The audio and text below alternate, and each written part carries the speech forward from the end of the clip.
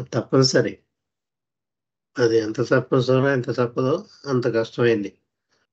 కష్టానికంటే కూడా ఇంపాసిబుల్ అని కూడా చెప్పారు బాబా. నా మనస్సును నేను పోగొట్టుకోవడం ఇంపాసిబుల్ అంటే ప్రయత్నం చేయడం వరకే మన కర్తవ్యం. అది పోగొట్టేది, ఆఖరికి పోగొట్టేది సద్గురువే. సద్గురువు సహాయం లేకుండా ఎవరి మనసు వాళ్ళు పోగొట్టుకోలేరు అని చెప్పారు. అందుకే గతంలో సద్గురువులు అనేక మార్గాలు సూచించారు. ఆ మార్గాలు ఏమిటంటే పాత్ ఆఫ్ యాక్షన్ అండ్ కర్మ సిద్ధాంతం, ధ్యానం చేసుకోవడం, మెడిటేషన్, నాలెడ్జ్ అంటే అంటే ఇది జ్ఞానం, అంటే జ్ఞాన సంపూర్జన అంటే పుస్తకాల ద్వారాను గురువులను ఆశ్రయించి కూడా భగవంతుని గురించి జ్ఞానం, మెటీరియల్ నాలెడ్జ్ కాదు, బుక్స్ నాలెడ్జ్ కాదు ఇక్కడ. తర్వాత ప్రేమ, ఇటువంటి మార్గాలు ఏమైనా సూచించారు గతంలో మాస్టర్స్ అని, పర్ఫెక్ట్ మాస్టర్స్ సూచించారు. వాటి ద్వారా వాటిని ఆచరించి ఎంతవరకు మనకు సాధ్యం అంతవరకు ఆచరిస్తాం. పూర్తిగా 100% ఎవరు ఆచరించలేదు.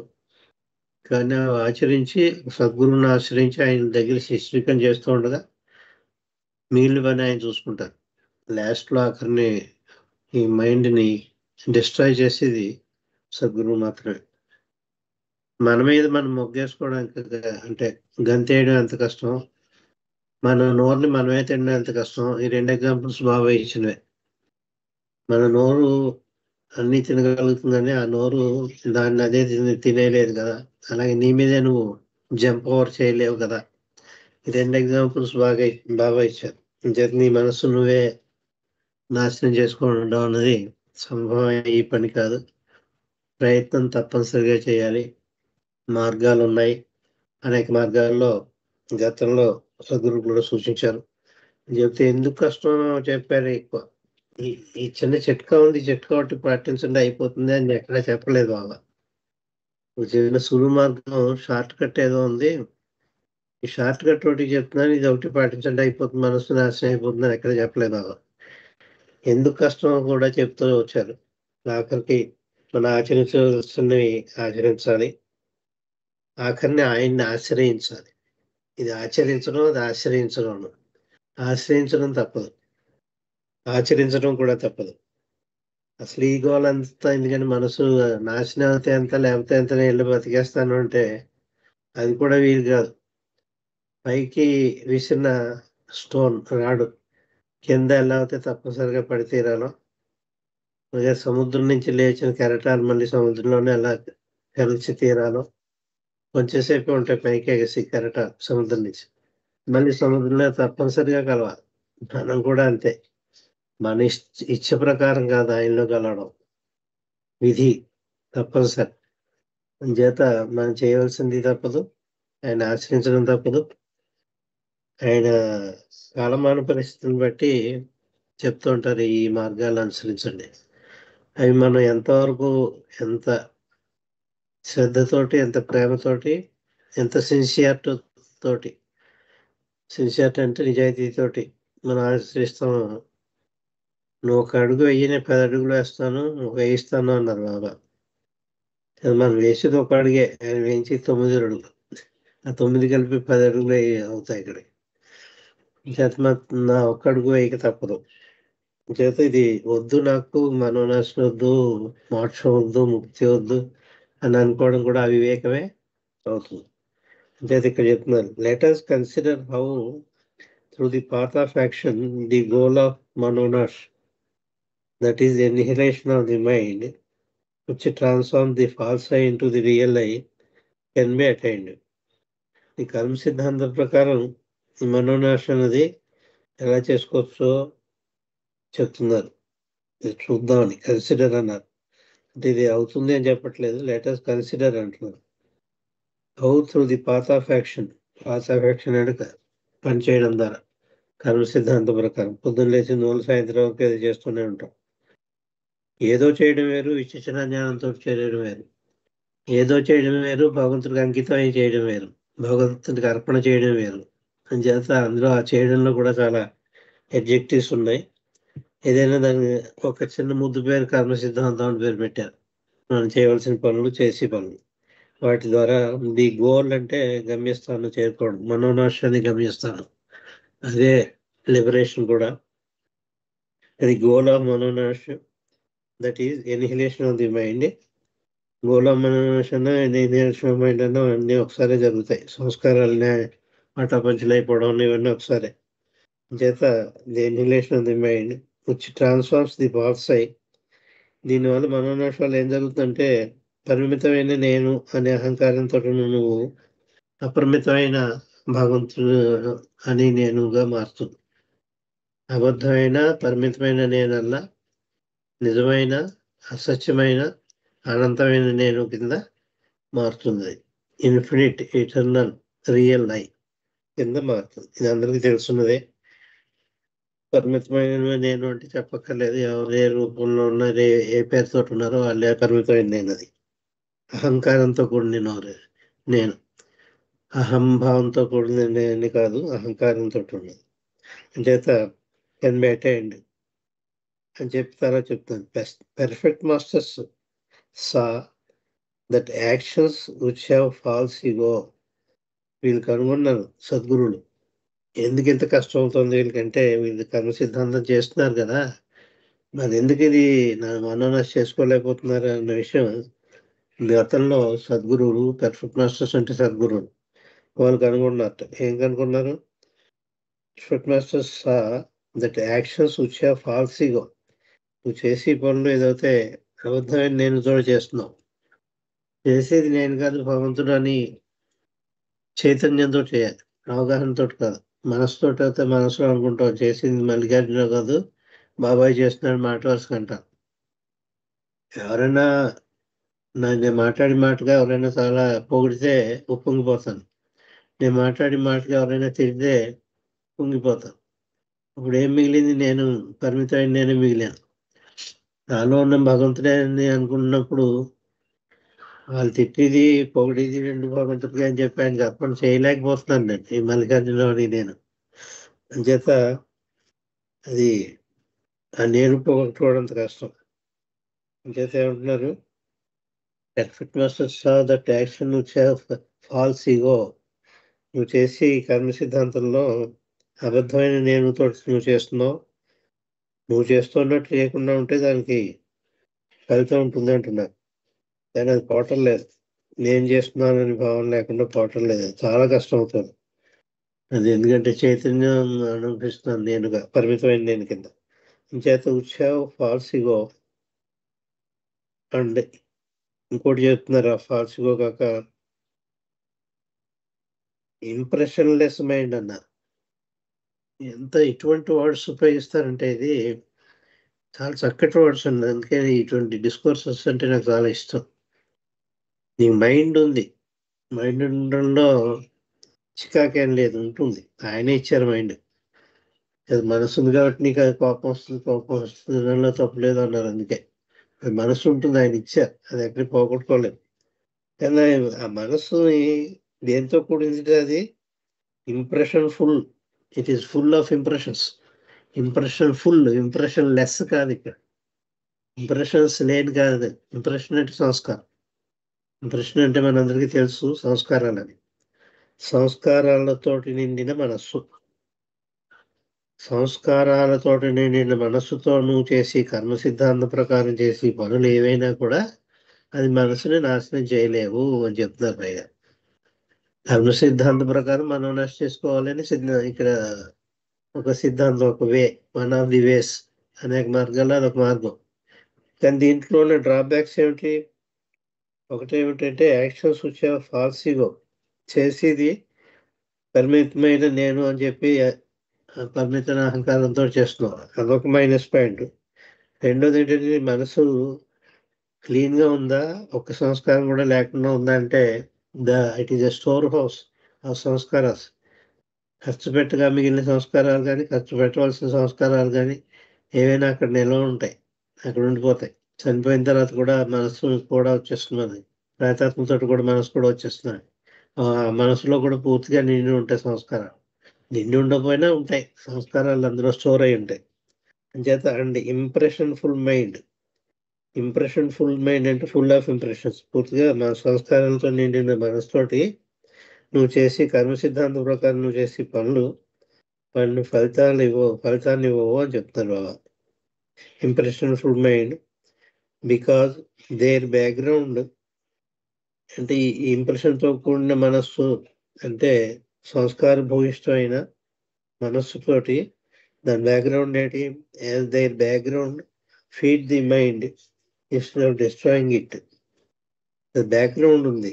బ్యాక్గ్రౌండ్ అంటే వెనకాల నువ్వు చేసిన కర్మ సిద్ధాంత ప్రకారం చేసిన కర్మలన్నీ ఉన్నాయి కదా, దాని తాలూకు సంస్కారాలు ఇందులో ఉన్నాయి. అంచేత దేర్ బ్యాక్గ్రౌండ్ అది దేని పోషిస్తుంటే మనస్సు యొక్క మనుగడకి కారణభూతం అవుతుంది. అది మనస్సుని డిస్ట్రాయ్ చేయడానికి బదులు, నాశనం చేయడానికి బదులు దాన్ని మరింత పోషిస్తోంది. అది అందులో నిల ఉండిపోతున్నాయి సంస్కారాలు, మనసులో నిల ఉండిపోతున్నాయి. అంచేత ఏం చేస్తుంది? మనస్సు నిల మనుగడకి కారణం సంస్కారాలే. ఆలోచనలు కానీ, కోరికలు కానీ, సంస్కారాలు కానీ, మూడింటిలోని మూడు లేకుండా ఉంటే మనస్సు అది పర్వాలేదు, మనస్సు నాశనం అయినట్టే. ఏమేమిటి ఉండకూడదండి? ఆలోచనలు ఉండకూడదు, కోరికలు ఉండకూడదు, సంస్కారాలు ఉండకూడదు. ఇది లేకపోతే దానికి ఆహారం లేదు భుజించడానికి అసలు మన మనసుకి. వీటిని సపోర్ట్ తోటే అది దాని మనుగడ ఉంది. ఈ మూడు పోషిస్తాయి: ఆలోచనలు, కోరికలు, సంస్కారాలు. ఈ మూడు పోషిస్తున్నాయి మనసుని. అంచేత ఇవి మూడు పోషిస్తాయి కాబట్టి మనసుని నాశనం చేయడానికి బదులు మనసుని పెంచి పోషిస్తున్నాయి అని చెప్తారు ఇక్కడ. And impressionful mind because their background అంటే సంస్కారాల బ్యాక్గ్రౌండ్ ఏమిటి? ఫీడ్ ది మైండ్, దానికి ఆహారంగా వేస్తూ ఉంటుంది. ఫీడ్ అంటే అందిస్తుంది అనమాట, ఆహారం కింద భోజనం అందిస్తూ ఉంటుంది. ఆ భోజనం ఏమిటి? Feed the mind instead of destroying. దాన్ని నాశనం చేయడానికి బదులు దానికి ఆహారం కింద ఇవన్నీ వేస్తూ ఉంటుంది. దానికి ఆహారం వేసినంత వరకు అది చావదు. ఆహారం వేయడం మానేస్తే అప్పుడు చచ్చిపోతుంది మనసు. మనసు చచ్చిపోవాలంటే ఆహారం వేయడం మానేయాలి. ఆహారం ఏ విధంగా వేస్తున్నాం మనం? కోరికలు, ఆలోచనలు, కోరికలు, సంస్కారాలు, మూడింటితోటి వాటిని పెంచి పోషిస్తున్నాం మనసు. చేత ది పర్ఫెక్ట్ మాస్టర్స్ దే అంటే దేశ అంటున్నారు. అంటే పర్ఫెక్ట్ మాస్టర్స్ గమనించి రాస్తున్నారు అనమాట. Perfect masters that actions which have false ego and impressionless mind as their background feed the mind instead of destroying it. The perfect masters saw that everyone has to do actions. వాళ్ళు ఇంకోటి కూడా కనుక్కున్నారు. కర్మ సిద్ధాంతం ఇవన్నీ మరి దీనివల్లే వస్తున్నాయి కదా, ఏం చేయకుండా కూర్చుంటాం అంటే అది చెయ్యాలి తప్పకుండా. పనులు చేయడం నేను దానికి తరుణోపాయం కాదు అన్నారు. అంటే మనసు జీవించి ఉన్న మానవుడు చేయకుండా ఎలా ఉండగలడు? మెలకు రాగానే అన్ని చేస్తాడు కదా. గాఢ నిద్ర అవస్థకి వెళ్ళినప్పుడు మాత్రమే ఏం చేయకుండా ఉంటాడు. ఒక సంస్కారాలు కూడా. అందుకే అది భగవంతుని స్థితి. గాఢ నిద్ర స్థితి అంటే భగవంతుని స్థితి. భగవంతుని స్థితికి వెళ్ళిపోతాం మనం అక్కడ. మనసు ఆలోచనలు ఉండవు, కోరికలు ఉండవు, సంస్కారాలు కూడా లేనట్టే లెక్క. అక్కడ ఉన్నా కూడా ఉన్నా లేనట్టే లెక్క. ఎందుకంటే మనం ఆ స్థితికి వెళ్ళిపోయాం కాబట్టి, భగవంతుని స్థితికి వెళ్ళిపోయాం డీప్ స్లీప్ స్టేట్లో. అంచేత ఏమంటున్నారంటే the perfect masters saw that everyone has to do actions. ప్రతి ఒక్కరూ కూడా కర్మ సిద్ధాంతం ప్రకారం ఏదో పని చేయవలసిందే, తప్పదు. Even the laziest man has to do certain actions అంటున్నారు. బద్దకిచ్చి కూడా ఏం పని చేయకుండా కూర్చునేవాడు కూడా వాడు అది చేయండి, ఆ పనులు చేయకపోతే వాడికి మనుగడే లేదు. ఏమిటి అవి? టు ఈట్, తినడం, టు డ్రింక్, తాగడం, ఏదో భుజించడం, ఏదో తాగడం, లేకపోతే చచ్చిపోతాడు, నీరసం చచ్చిపోతాడు. ఆఖరి సద్గురువులు కూడా వాళ్ళు కూడా ఏదో తింటూ ఉంటారు, ఏదో తాగుతూ ఉంటారు. అంటే మానవుడిగా చేయవలసిన పోషణ వాళ్ళకు ఉంది కాబట్టి యాక్షన్ ప్రకారం, దీని ప్రకారం చేయడం వాళ్ళ కర్మ సిద్ధాంతం ప్రకారం కాదు వాళ్ళు చేసేది. మామూలుగా మానవుడు అనిపించుకోవడానికి వాళ్ళు కూడా ఏదో తింటూ ఉంటారు, తాగుతూ ఉంటారు. అలాగే మానవుడు ఈ ఇది ఏ పని చేయకుండా ఉండడం వీలవదు. ఎందుకంటే కనీసం ఏ పని చేయకపోయినా తినడం తాగడం అనే ప్రక్రియ ఉంది కదా. తినడం తాగడం పడుకోవడం పోనీ, పడుకోవడం కూడా ఒక పని. అంచేత ఈ యాక్షన్స్ ఉన్నాయి కదా. లేజియెస్ట్ మ్యాన్ కూడా, ఈవెన్ ది లేజియెస్ట్ మ్యాన్ అందరికంటే బద్దకస్తుడు అనమాట. అంతకంటే బద్దకస్తుడు లేడు. అటువంటి బద్దకస్తుడు కూడా ఏ- కొన్ని పనులు చేయాలి. అవి has to do certain actions such as it to drink etcetera. తినడం తాగడం లాంటివి చేయాలి యాక్షన్స్ బద్దకస్తుడు కూడా. అంచేత ఇది ఏం యాక్షన్ చేయకుండా ఉండడం అన్నది వీలు కాదు, అసంభవం అని చెప్తారు. ఇంకా చెప్తున్నారు, these actions instead of destroying the mind only feed it again. ఇందాక పైన చెప్పిందే చెప్తారు. ఒకసారి కానీ నువ్వు ఏదో పని చేసావంటే సంస్కారం పడితేస్తుంది. అది పని చేయడం కూడా ఏదో కోరికతోటే చేస్తావు. ఏ పని చేయాలో నువ్వే ఎంచుకుంటావు. సినిమాకి వెళ్ళాలా లేకపోతే ఇంకోటి చేయాలా అని. మనం చేయాల్సిన పనులు కూడా మనం ఎంచుకునే చేసుకుంటాం. మనకి ఇష్టమైతే ఆ పని చేస్తాం, మన ఇష్టం లేకపోతే ఆ పని చేయం. జన్మం చేసే పనులు కూడా మన ఇష్టానుసారంగా ఉంటాయి, అవే కోరికలు. These actions instead of destroying the mind, ఈ పనులు ఏవైతే ఉన్నాయో నువ్వు చేసే పనులు కర్మ సిద్ధాంతం ప్రకారం నువ్వు చేయవలసిన పనులు అది చేసి తీరాలి కాబట్టి అవి చేస్తావు.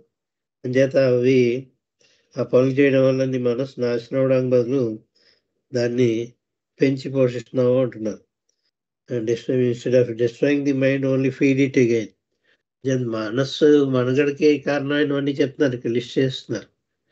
ఒక మాటలో చెప్పేది అంటే కర్మ సిద్ధాంత ప్రకారం నువ్వు చేసి పనులు అని చెప్తే ఒకటి చెప్పారు. ఇంకోటి ఏం చెప్పారు, అబద్ధమైన నేను అని తోటి నువ్వు చేస్తున్నావు కాబట్టి పాలసీతోటి పనులు చేస్తున్నావు. అంచేత మనసు పోషింపబడుతుంది. కోరికలు ఉన్నాయి అంచేత మనసు పోషింపబడుతుంది అంటున్నారు. అబద్ధమైన నేను తోటి చేస్తున్నావు కాబట్టి అది. ఇంకోటి అంటే సంస్కారాలు పడుతున్నాయి కాబట్టి సంస్కారాలు అందరూ దాచుకున్నావు కాబట్టి. ఇవన్నీ కూడా ఈ ఫ్యాక్టర్స్ అన్ని ఏదైతే చెప్తున్నారో ఇవన్నీ కూడా దే ఫీడ్ ది మైండ్. దాన్ని పెంచి పోషిస్తున్నాయి, దాన్ని చంపేయడానికి బదులు అని చెప్తారు. అంచేత ఎలాగ మరి ఏం చేసినా అది తప్పే అంటున్నావు. మరి ఎలాగ అంటే మనం ప్రయత్నం చేయడమే. ప్రయత్నం చేయడం, ఆయన్ని ఆశ్రయించడం. ఆశ్రయం అందుకే ఆచరణ ఆశ్రయం. ఆయన ఏం చెప్పారో సద్గురు ఏం చెప్పాడో అది ఆచరించు, అది మాత్రమే చెయ్యి. సద్గురు చెప్పిన పని మాత్రమే చేయి. ఎలా చేయి, ఏం చేయమన్నాడో అవే చెయ్యి. ఆయన చేయొద్దని నువ్వు చేస్తున్నాం. మనం లిస్ట్లో చూసుకుంటే మనం చేసి 99.9% ఆయన చేయొద్దని మనం చేసింది. ఆయన చేయమన్నవి 0.9% కూడా ఉండట్లే. ఆయన ఇవి చేయరా అని చెప్పాడు, అది చేయట్లేదు. 0.9 కూడా ఉండట్లేదు. అది అదనమాట అక్కడ తేడా. అంటే ఇవన్నీ కూడా these are all the factors which feed the mind, which does not destroy the mind. మైండ్ని నాశనం చేయవు. ఇవన్నీ కూడా మనసుని పెంచి పోషించే ఫ్యాక్టర్స్ ఇవన్నీ అని చెప్పి బాబా చెప్తున్నారు. Therefore they conceived actionless action అని చేత వాళ్ళు సూత్రం మొదలు పెట్టారు. నువ్వు చేసే పనులకి సంస్కారం పడకుండా చేయాలి, యాక్షన్లెస్ యాక్షన్ అన్నారు. అంటే నువ్వు చేసినా కూడా చేయనట్టే లెక్క. అంటే నిద్రలో గోపుకుంటాం మనం, అది యాక్షనే కదా, కానీ సంస్కారం పడదు. ఎందుకంటే నిద్రలో గాఢ నిద్రలో గోపుకున్నావు నువ్వు, మనసుతోటి ఆలోచనతోటి గోక్కోలేదు నువ్వు.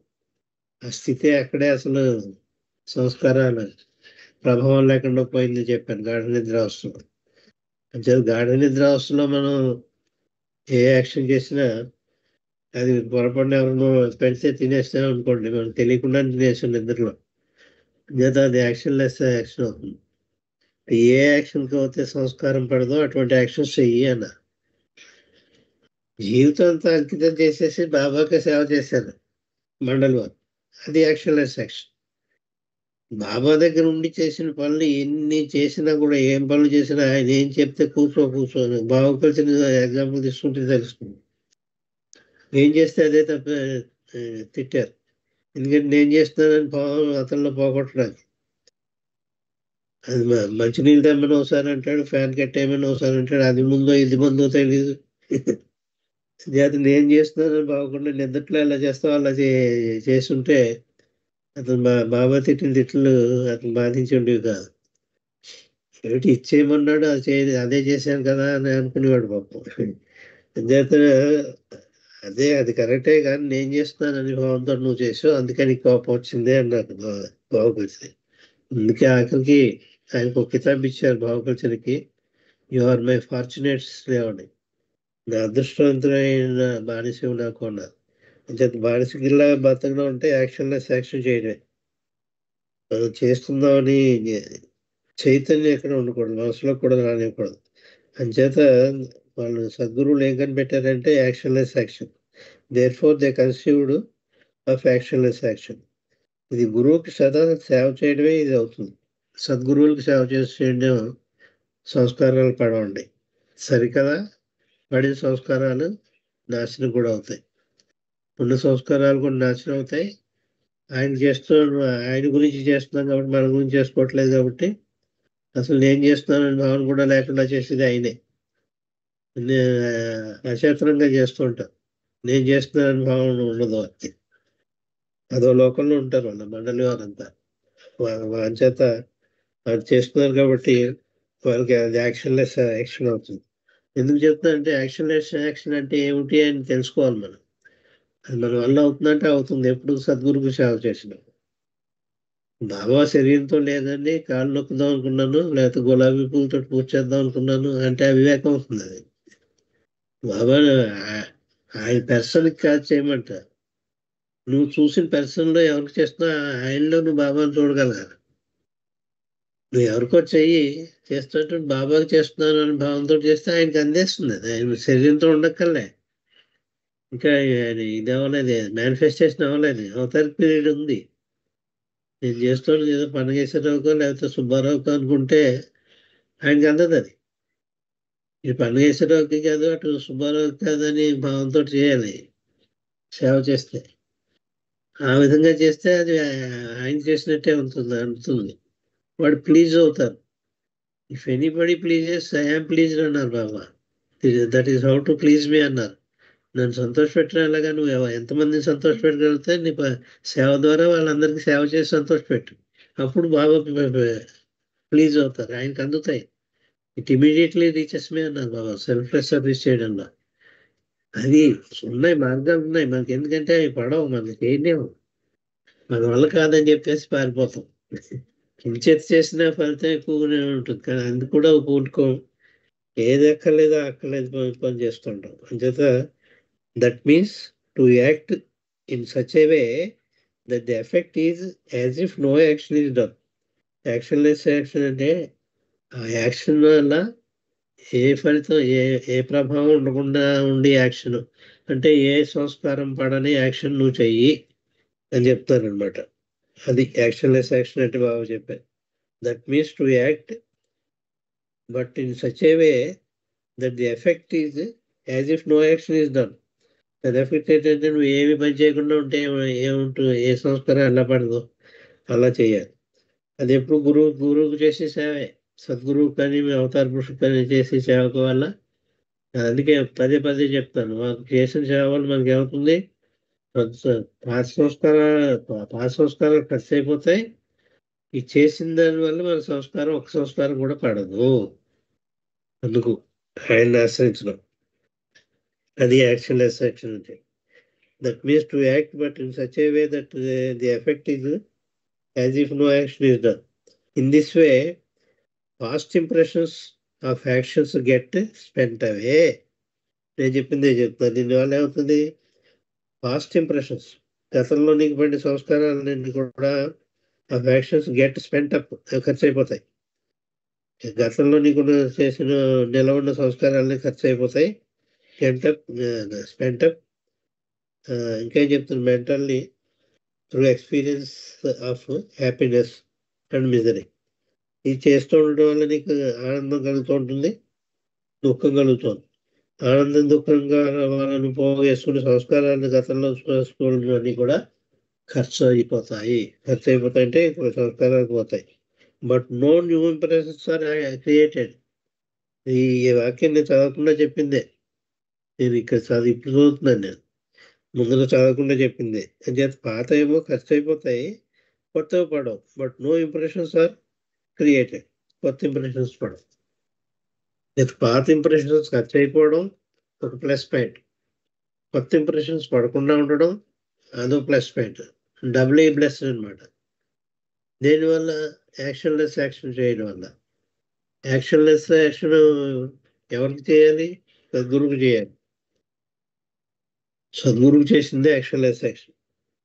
లేకపోతే వేరే చోట నేను చేస్తున్నానని భావనతో చేస్తాం. ఎవరికైనా ఎక్కువ కరోనా వచ్చింది, ఫ్లడ్స్ వచ్చాయి, అటువంటిప్పుడు చాలా ఎక్కువ సేవ చేస్తారు అనుకోండి. మీరు బోల్డ్ సేవ చేస్తారు, ఎక్కడో ఒకటి నీకు థాట్ రాకపోదు. ఇంత యాక్షన్ చేస్తున్నాను, ఇంత సహాయం చేస్తాను, నాకు మోషన్ రాకపోదా అనుకుంటే పోయింది. నువ్వు చేసినట్టే కాదు. ఆ థాటే రాకుండా ఉండడం మన వల్ల కాదు. ఎప్పుడు సద్గురువు దగ్గర ఉండి చేస్తుంటే మాత్రం థాట్ రాకుండా చేసి బాధ్యత అయింది. ఈ థాట్ రానివాడు అసలు ఇక. వాళ్ళకి అదే జరిగింది. నవజీవనం ఎలా గడిపారంటే నీ రిచ్ గారిని అడిగితే ఎలా గడిపానో నాకే తెలీదు అంటాడు. ఎన్నో కష్టాలు పడ్డాడు ఆయన. నానా రకాల కష్టాలు పడ్డాను నవజీవనంలో, మాటలేం కాదు. అన్నీ అయిపోయిన తర్వాత ఏమేమి మీ అనుభవాలు చెప్పండి అంటే, ఏమిటో అనుభవం ఉంటుంది, అసలు ఏం చేశానో నాకు తెలియదు, ఆయన ఏం చెప్పాడో తెలియదు, నేనేం చేశానో తెలియదు అన్నాడు. అంటే అసలు ఎంత యాక్షన్లెస్ యాక్షన్ అనేది. ఆయనకి అసలు కించిత్ కూడా ఆయనకి ఇది లేదు, అనుభవం లేదు చైతన్యంలో. ఇలా చేసాం అలా చేసాం మన గొప్ప చెప్పేసుకుంది మనం అవుతాయి. ఎన్నిసార్లు ఎంతమంది అడిగినా ఇదే చెప్పేవాడు. నిద్రలో నిద్ర లేచినట్టే ఉంది నవజీవనం అన్నాడు సార్. నిద్ర లేచినట్టు ఉంది అన్నాడు. ఆ నిద్రలో ఏం చేసాం మనకు తెలియదు. కళ కూడా రాకపోతే మనకి ఏం చేసాం, అటువంటి భావన ఉండింది వాళ్ళకి. అలా చేసేవారు వాళ్ళకి బాబాకి సేవ వాళ్ళు. అందుకే సద్గురు సాంగత్యం చాలా ముఖ్యం. But no impressions are created. Suppose you help someone without any thought of self interest. నువ్వు ఎవరికైనా సహాయం చేసావు, అదే చెప్తాను Baba example. Suppose you help someone, ఎవరినో నువ్వు సహాయం చేసావు, ఏం లేకుండా, వితౌట్ ఎనీ థాట్, ఏమి ఆలోచన లేకుండా. ఏ ఆలోచన? వీరికి సహాయం చేయడం వల్ల మోక్షం వస్తుంది, ముక్తి వస్తుంది అనే ఆలోచన మొదలెట్టే గోవిందమాట. రెండోది, నేను చేస్తున్నాను కాబట్టి పుణ్యం నాకే దక్కుతుంది. పుణ్యం అనే మాట ఒకటి ఉంది, అది కొంపతీసి మాట. ఆ పుణ్యం, వాడు ఫలానా వాడికి సహాయం చేస్తున్నాను కాబట్టి నాకు పుణ్యం వస్తుంది. ఎవరికోసం? నాకు. ఎందుకు? నేను చేస్తున్నాను నేను వస్తే పోయినట్టే. Just suppose you help someone without any thought of self interest. అంటే దానివల్ల నీకు ఏం ప్రయోజనం ఉందో ఆ ప్రయోజనాన్ని ఆశించిన కనుక నువ్వు చేస్తే సెల్ఫ్ ఇంట్రెస్ట్తో చేసినట్టే. ఆ ప్రయోజనాన్నే విస్మరించాలి. ప్రయోజనం ఉంటుందనే అనుకోకుండా నిద్రలో మనం ఎలా కోరుకుంటాం అలా చేయాలి యాక్షన్. నిద్రలో మనం కోరుకున్నట్టే మనకు తెలియదు. నిద్ర పెట్టుకుని కోరుకుంటుంటాం నిద్రలో. కానీ లేచి 5 సార్లు కోరుకున్నారో, ఇక్కడ కోరుకున్నా అక్కడ కోరుకున్నా ఏమో నాకేం తెలియదు అని. అది యాక్షన్లెస్ యాక్షన్ అంటే అలా ఉండాలి. నిద్రలో మనం కోరుకున్నట్టు. నీటి మీద రాతలా ఉండాలి, గాలిలో రాతలా ఉండాలి. ఇంప్రెషన్ పడకూడదు. నీటి మీద రాతను గాలిలో రాతలకి ఇంప్రెషన్ పడవు. మన యాక్షన్స్ కూడా అలాగే ఉండాలి. చేత suppose you help someone without any thought of self interest. Suppose you try to protect a women. స్త్రీ చాలా కష్ట స్థితిలో ఉంది, ఆవిడ నువ్వు రక్షించావు. ఆవిడ ఎవరో బాధపడుతున్నారో ఏదో చేస్తున్నారు ఆవిడ. అంటే you try to protect a woman and in doing so get beaten and the police arrest you and put in you jail. ఒక స్త్రీకి నువ్వు సహాయపడుతున్నావు, సహాయం చేసావు యాక్చువల్గా ఆవిడకి, కానీ పోలీసు వాళ్ళు వచ్చి ఆవిడ మీద ఏదో నువ్వు దుశ్చర్య చేసావని చెప్పేసి నేను చితకొట్టి తీసుకెళ్లి జైల్లో వేశారనుకో. అనే ఎగ్జాంపుల్ బాగా చెప్పిన ఎగ్జాంపుల్ అండి, నేను చెప్పట్లేదు. Suppose you try to protect a women. ఒక స్త్రీని రక్షిద్దామని ప్రయత్నించావు. ఆ ప్రక్రియలో అండ్ ఇన్ డూయింగ్ సో, అంటే ఆ పనిలో, ఆ ప్రక్రియలో యు గెట్ బీటెన్, నువ్వు దెబ్బలు తిన్నావు. ఎవరు కొట్టే దెబ్బలు? పోలీసు వాళ్ళు చిత కొట్టారు నేను. నీకేమిటి మెప్పు మెహర్బాన్ లేకుండా లేదు సరికదా నేను చిత కొట్టారు, మంచి మంచి కడితే చెడు ఎదురు వచ్చిందని మెచ్చుకోవడానికి బదులు నేను చేత కొట్టారు పోలీసు వాళ్ళు వచ్చి. Get beaten and the police arrest you. Police వాడు వచ్చి నేను అరెస్ట్ చేశాడు, చేత కొట్టాడు, తీసుకెళ్లి జైల్లో పడేశాడు. Put you in jail. ఇది చూసారా? ఇటువంటి యాక్షన్ చేస్తే మళ్ళీ చచ్చితే మనం ఎవరికి సాయం చేయకూడదు అనుకుంటాం మనం. అటువంటి ప్రక్రియ. నువ్వు చేసిన పాజిటివ్ యాక్షన్కి నెగిటివ్ రిజల్ట్ వచ్చింది ఇక్కడ. నువ్వు చేసిన పాజిటివ్ రిజల్ట్ పుణ్యం గురించి చేసావు, పాపం ఎదురు వచ్చింది. పుణ్యానికి పోతే పాపం ఎదురు వచ్చిందని సామెతోటి ఉంది. పుణ్యానికి పోతే పాపం ఎదురు వచ్చింది. పుణ్యానికి చేస్తున్నాడు పాపం. ఆవిడ ఎవరో స్త్రీ అసహాయ స్థితిలో ఉంది, సహాయం చేద్దామని సహాయం చేశాడు. ఆ పోలీసు వాళ్ళు వచ్చి వీడు ఏదో దాన్ని ఏదో మానవంగా చేయబోయాడు అని చెప్పి సీత కొట్టేసి జైల్లో వేసాడు పట్టుకుని. అంచేత వాటికి అటువంటి వాటికి కూడా నువ్వు చేసి పాజిటివ్ వర్క్కి నెగిటివ్ రిజల్ట్ వచ్చినా కూడా నువ్వు చెల్లించకుండా ఉండగలిగే స్థితిలో నీ మనసును చూడగలగాలి అంటున్నారు. These happenings spend up some of your past sanskaras. అప్పుడు కూడా నువ్వు చెల్లించకుండా నువ్వు చేస్తే ఏ రకంగా కొంచెం కూడా ఇది ప్రభావితం కాకుండా ఉండగలిగితే అప్పుడు నీకు పాస్ట్ సంస్కారాలు ఖర్చు అవుతాయన్నారు. These happenings spend up some of your past సంస్కారాస్ but as you had no self interest, నీకు స్వలాభం ఏం లేదు కాబట్టి, స్వలాభం కోరి నువ్వు చేయలేదు కాబట్టి పని, ఈ మంచి పని. But as you had no self interest, no fresh sanskaras are found. కొత్త సంస్కారాలు కూడా ఏమి పడవు. లేదా స్వలాభం ఆశించి చేయలేదు అంటే సంస్కారాలు పడవు. ఆవిడకి సహాయం చేసే స్త్రీకి సహాయం చేసాక వాళ్ళు జైల్లో పెట్టారు, అది వేరే సంగతి. కానీ సహాయం జరిగింది, నువ్వు చేసే ఆ స్త్రీకి. అంచేత నీకేమవుతుంది, పాత సంస్కారాలు ఖర్చు అయిపోయాయి.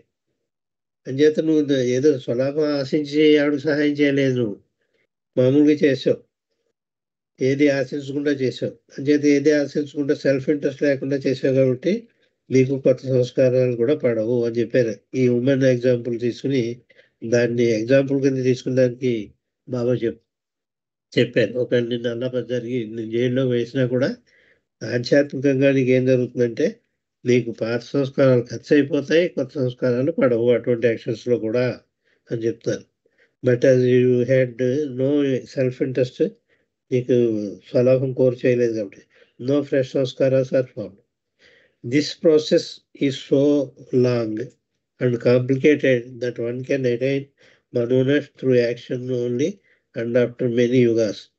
ఇటువంటి యాక్షన్లెస్ యాక్షన్ చాలా కాంప్లికేటెడ్ది, చాలా కష్టమైంది, ఆచరణయోగ్యం కాదు అన్నట్టు చెప్తున్నారు బాబా.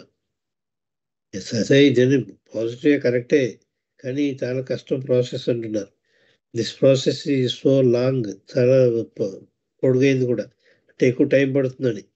సో లాంగ్ అండ్ కాంప్లికేటెడ్ కూడా, చాలా కష్టతరమైంది కూడా. దట్ వన్ కెన్ అటైన్ మనోనాస్ through action only after many యుగాస్. ఇది ఇంత జరిగిన తర్వాత కూడా కర్మ సిద్ధాంతం ప్రకారం నువ్వు మనోనాశ కోరుకోవాలంటే ఇలా ఉంటుందిరా బాబు నా కర్మ సిద్ధాంతం ప్రకారం. అంచేత కర్మ కాని కర్మ చేయాలి నువ్వు. కర్మ కాని కర్మ అంటే ఎగ్జాంపుల్ చెప్పారు, దాని పర్యవసాయాలు కూడా చెప్పారు. సెల్ఫ్ ఇంట్రెస్ట్ ఉండకూడదని చెప్పారు, నేను చేస్తున్నానని భావన ఉండకూడదని చెప్పారు. ఇవన్నీ ఉన్నాయి కండిషన్స్ అప్లై అని అవన్నీ ఉన్నాయి. అంచేత ఈ ప్రాసెస్ చాలా పొడుగైంది, కాంప్లికేటెడ్, చిక్కులతో కూడింది. అండ్ వన్ కెన్ అటైన్ మనోనాశ through action only after many యుగాస్. ఎన్నో యుగాల తర్వాత నీకు మనోనాశ అనేది సంభవిస్తుంది అని చెప్పి ఎగ్జాంపుల్ కూడా చెప్పారు. అలాగ ఒక్కొక్కటే చెప్పుకుంటూ వస్తారనమాట. ఇప్పుడు అంచేత ఎంత కష్టం మనోనాశ అన్నది. ఉన్నాయి పద్ధతులన్నీ ఉన్నాయి, కానీ ప్రతిదానికి కూడా ఒక ప్రతిబంధకాలు కూడా ఉన్నాయి.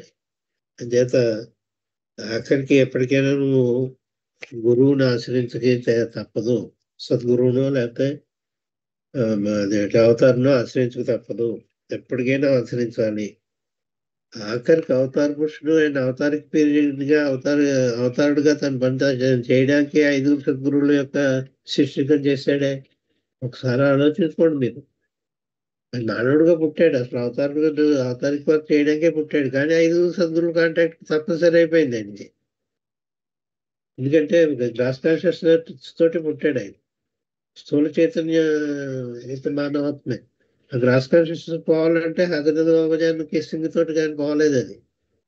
హజరత్ బాబాజాన్ కిస్ చేయొచ్చు కానీ గ్రాస్ కాన్షియస్నెస్ పోయింది. ఈ lost gross consciousness, gross body కానీ గ్రాస్ వరల్డ్ కానీ ఆ చైతన్యం పోయింది ఆయనకి.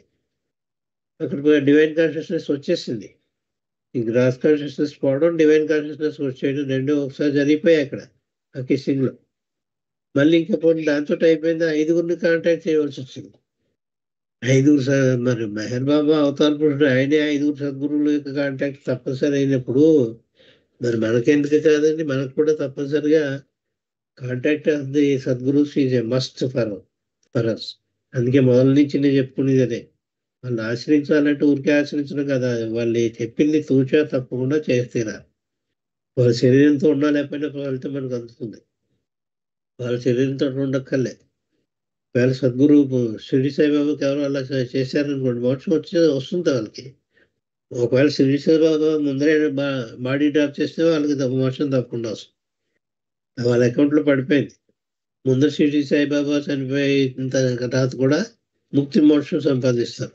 ఎందుకంటే they are ideal disciples of a perfect master. ఎటువంటి శిష్యులకం చేయాలో అటువంటి శిష్యులకం చేశారు వాళ్ళు. చేశారు కాబట్టి వాళ్ళంతా ఫలితం పొందుతారు. వాళ్ళు ఎప్పుడో గార్డెన్ ఇది లిబరేషన్ వచ్చేస్తున్నారు, గార్డెనైజేషన్. అలాగా. అంటే the real goal of life is not the death of the ego. The goal of life is not the death of the ego, but the death of mind. Ego పోవడం కాదు goal of life. Death of the mind, మనోనాశ అవ్వాలి. మనోనాశ అయితే తప్ప మనసు పోతే తప్ప, మనసు పోతే కానీ నీళ్ళు మసలలేములే అని చెప్పి బాబ్జీ గారు పాట రాశారు. బాబా రాశారు అది, బాబ్జీ గారి చేత రాయించారు. మనసు పోతే కానీ నీలో మసలలేములే, ఎంతగా వేడినా ఆ పాట అనుకుంటాను, అందులో అనుకుంటాను ఈ వచనం పడింది. మనసు పోతే గాని నీలో మసలలేములే అని. చేత మనసు పోయి తప్పనిసరి మనసు పోవడం. చేత మా వల్ల అవుతుందా అంటే, మన వల్ల వదిలే అని చెప్పి కూర్చున్నా కూడా ఇప్పుడు ఈ జన్మలో అవుతే తర్వాతైనా పోగొట్టుకోవాల్సిందే. ఎప్పటికైనా లిబరేషన్ సంపాదించవలసిందే. నువ్వు కావాలన్నా వద్దన్నా కూడా నువ్వు సముద్రంలో కలవలసిందే. సముద్రం నుంచి బయటకు వచ్చావు, పైకి ఎగిరి ఉన్న నీటి బుడగ లాంటి వాడు. సముద్ర కెరటాలు